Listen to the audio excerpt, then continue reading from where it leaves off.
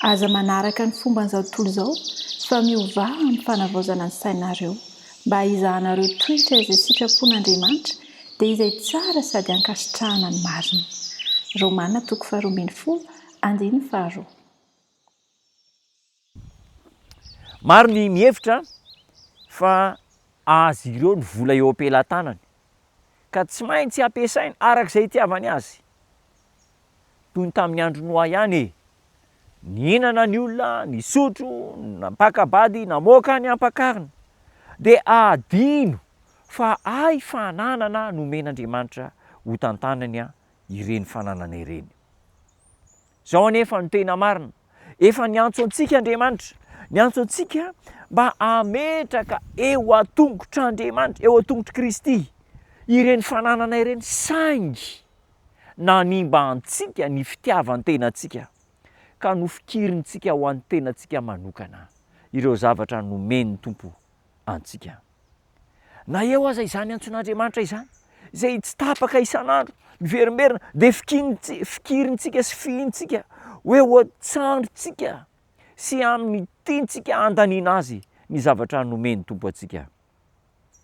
Tadio ry namana malala fa mitera-doza ny fitiavam-bola tafahoatra.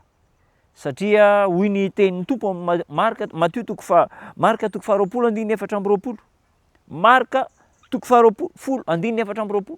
Jereo anie ny tenin'Andriamanitra. Manao ahoana nahasarotry ny idirany mahatokony harena amin'ny fanjakan'Andriamanitra? Mampatahotra izany hafatra izany. Tsy hoe ny harena akory ny ratsy, tena ampirisiana mihitsy sika hitady vola amin'ny karena, hitady ny zavatra rehetra izay ilaina mba hahasoa ny teny, tena ampirisihana. Ary tsara ange ny zanak'Andriamanitra manan-karena, manana zavatra be dia be, fa izao reto izany no fepetra roa. Araka ny sitrapon'Andriamanitra ve nahazoana an'ilay harena?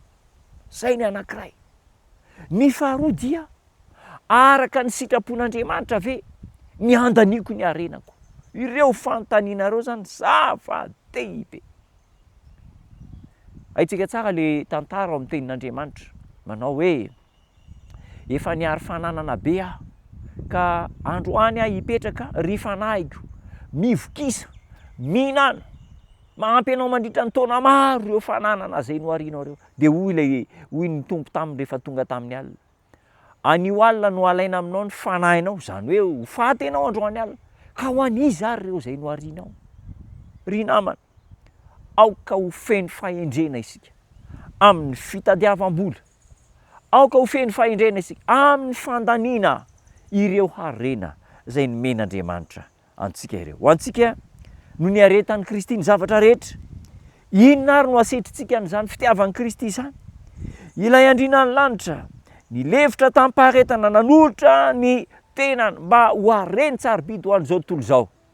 Tsy mendrika omentsika azy avokoa ve ny zavatra rehetra izay ananantsika? Hiala satroka eo tongony isika, atorakitsika eo tongotry Kristy ny voninahitra sy ny haja, ary ho ampiasaintsika ho amin'ny fanompoana azy ny harenantsika rehetra.